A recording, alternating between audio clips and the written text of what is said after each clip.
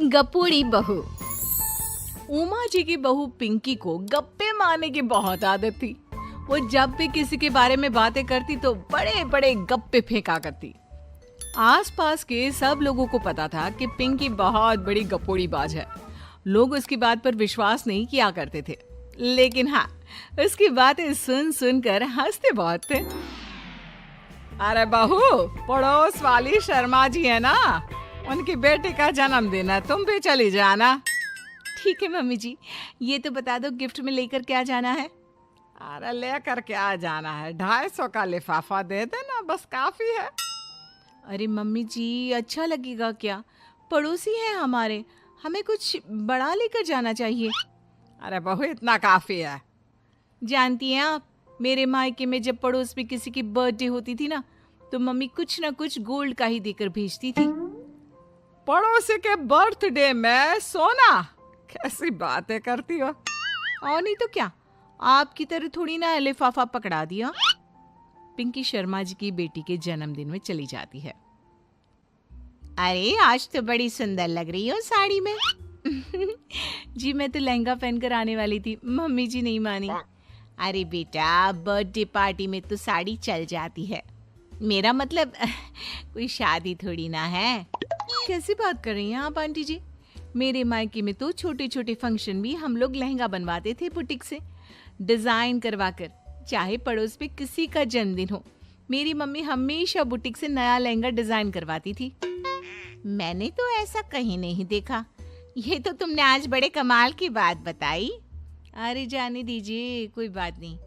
और बताइए, आपकी बेटी नजर नहीं आ रही? अरे भाभी, मैं यहाँ हूँ, ये देखिए मेरा ड्रेस कैसा लग रहा है। ठीक ही है, मतलब बर्थडे के हिसाब से थोड़ा हल्का है ना। अरे भाभी, इतना सुंदर गाउन पहना है मैंने। मैं ना शादी से पहले अपने बर्थडे पर हमेशा जरी वाला लहंगा पहना करती थी, यही मैं तुम्हारी मम्मी को भी बता रही थी। इसके बाद केक काटने का प्रोग्राम शुरू होता है। सब लोग इकट्ठे हो जाते हैं। शर्मा जी की बेटी का केक देखकर पिंकी से रहा नहीं जाता। उसके अंदर का गपोड़ी बाज बाहर निकल कर आ जाता है। अरे इतना छोटा सा केक! अरे बेटा, मेहमानों के हिसाब से ही है, जितने लोग इतना बड़ा केक। आंटी जी, कम से कम 4 या 5 मंजिल वाला केक तो बनाना चाहिए था।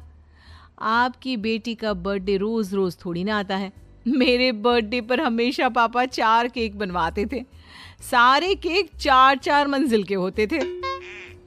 वहां पर सारे लोग उमा जी के मोहल्ले के ही थे और वो पिंकी के गप्पे मारने की आदत से अच्छी तरह वाकिफ थे, इसलिए सब लोग उसकी बात सुनकर हंसने लगे, लेकिन किसी ने पिंकी से कुछ नहीं कहा। एक दिन सुबह सुबह पिंकी ने अपनी सास से कहा, मम्मी जी, मेरे मम्मी पापा मुझसे मिलने के लिए यहाँ आ रहे हैं। अरे वाह, ये तो बहुत अच्छी बात है।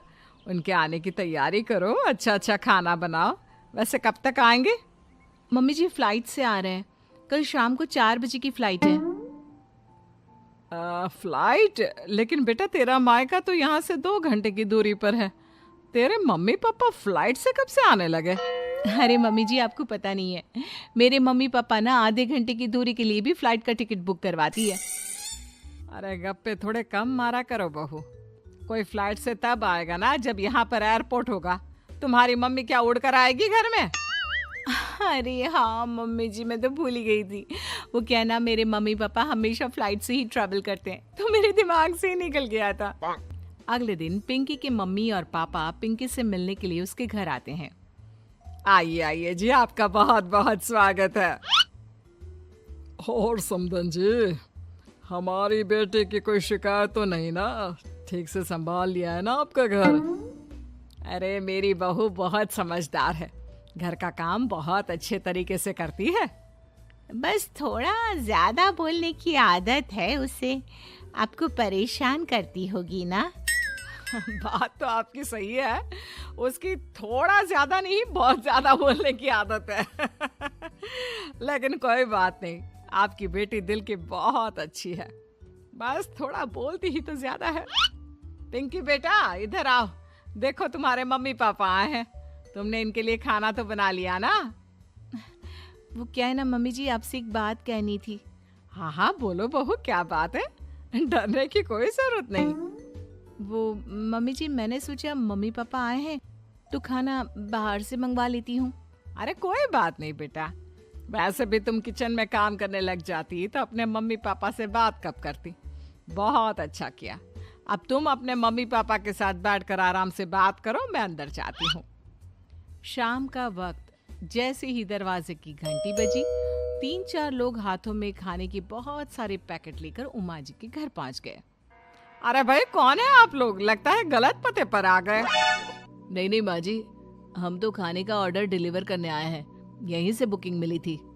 अरे नहीं नहीं, आपको कोई गलत फहमी हुई है, हमारे यहाँ तो 2 ही मेहमान आए हैं। आपके हाथ के पैकेट देखकर लगता है इसमें 50 लोगों का खाना है।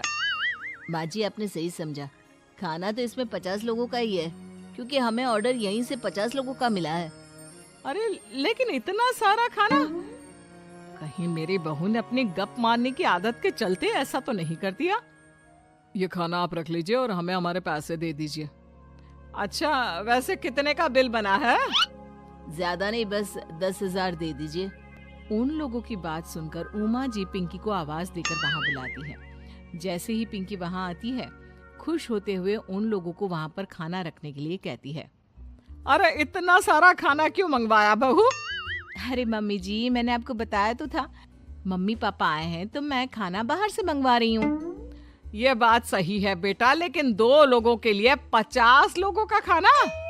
अरे मम्मी जी, कुछ कम पड़ जाए तो अच्छा थोड़ी ना लगता है, और मेरे मायके में तो ऐसा ही होता है, एक्स्ट्रा खाना मंगवाते हैं हम लोग।